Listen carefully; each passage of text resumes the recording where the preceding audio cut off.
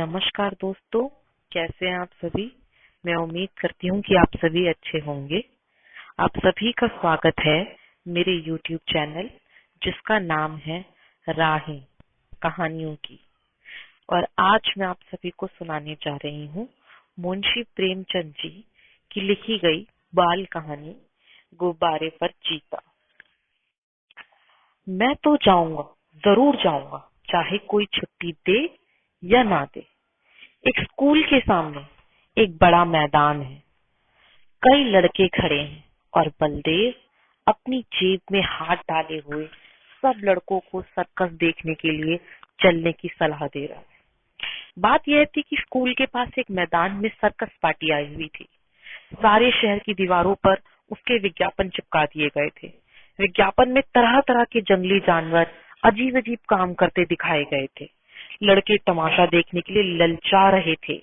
पहला तमाशा रात को शुरू होने वाला था, मगर हेडमास्टर साहब ने लड़कों को वहां जाने की मनाही कर दी थी। इश्तिहार बड़ा आकर्षक था। आ गया है, आ गया है। जिस तमाशे को आप लोग भूख प्यास छोड़कर इंतजार कर रहे थे, वही बम्बई सर्कस आ गया है। आइए और तमाशे का आनंद उठाइए। बड़े बड़े खेलों के सिवा एक खेल और भी दिखाया जाएगा जो न किसी ने देखा होगा और न सुना होगा। लड़कों का मन तो सर्कस में लगा हुआ था। सामने किताबें खोले जानवरों की चर्चा कर रहे थे। कैसे शेर और बकरी एक बर्तन में पानी पिएंगे, और इतना बड़ा हाथी बैलगाड़ी पर कैसे बैठेगा। बैलगाड़ी के पहिए बहुत बड़े बड़े होंगे ना, और तोता बंदूक छोड़ेगा और वन मानुष बाबू बनकर मेज पर बैठेगा। बलदेव सबसे पीछे बैठा हुआ अपने हिसाब की कॉपी पर शेर की तस्वीर खींच रहा था और सोच रहा था कि कल शनिचर नहीं होता, इतवार होता तो कैसा मजा आता। बलदेव ने बड़ी मुश्किल से कुछ पैसे जमा किए थे। मना कि कब छुट्टी हो और कब भागो। हेडमास्टर साहब का हुक्म सुनकर वह जामे से बाहर हो गया।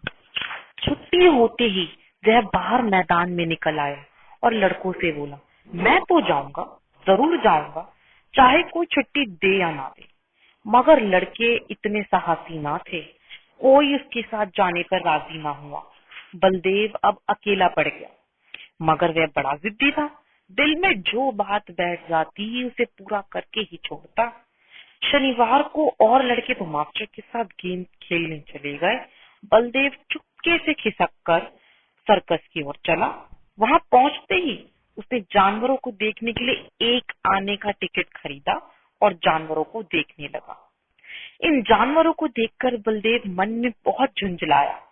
यह शेर है, मालूम होता है महीनों से इसे मलेरिया बुखार आ रहा हो। वह भला क्या 20 हाथ उछलेगा, और यह सुंदर वन का बाघ है, जैसे किसी ने इसका खून चूस लिया हो, मुर्दे की तरह पड़ा है। वाह रे भालू, यह भालू है या सुअर, और वह भी काला, जैसे मौत के चंगुल से निकल भागा हो। अलबत्ता यह चीता कुछ जानदार है और एक 3 टांग का कुत्ता भी है। यह कहकर बड़े जोर से हंसा। उसकी एक टांग किसने काट ली। दुम कटे कुत्ते तो देखे थे, पैर कटा कुत्ता आज ही देखा। और यह दौड़ेगा कैसे। उसे अफसोस हुआ कि गेंद छोड़कर यहाँ नाहक आया।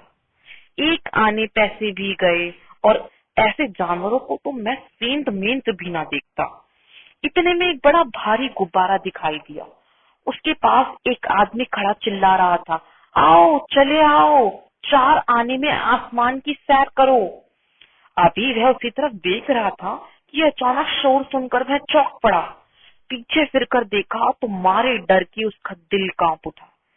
वही चीता न जाने किस तरह पिंजरे से निकलकर उसकी तरफ दौड़ा चला आ रहा था। बलदेव जान लेकर भागा। इतने में एक और तमाशा हुआ। इधर से चीता गुब्बारे की तरफ दौड़ा। जो आदमी गुब्बारे की रस्सी पकड़े हुए था, तो चीते को अपनी तरफ आता देखकर बेतहाशा भागा। बलदेव को और कुछ न सूझा तो वह झट गुब्बारे पे चढ़ गया। चीता भी शायद उसे पकड़ने के लिए कूद के गुब्बारे पर जा पहुंचा। गुब्बारे की रस्सी छोड़कर तो वह आदमी पहले ही भाग गया था। वह गुब्बारा उड़ने के लिए बिल्कुल तैयार था। रस्सी छूटते ही वह ऊपर उठा।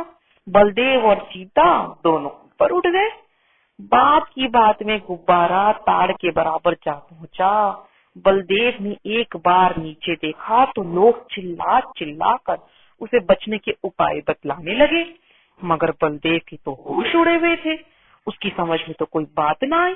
जो जो गुब्बारा ऊपर उठता जाता, चीते की जान निकलती जाती थी।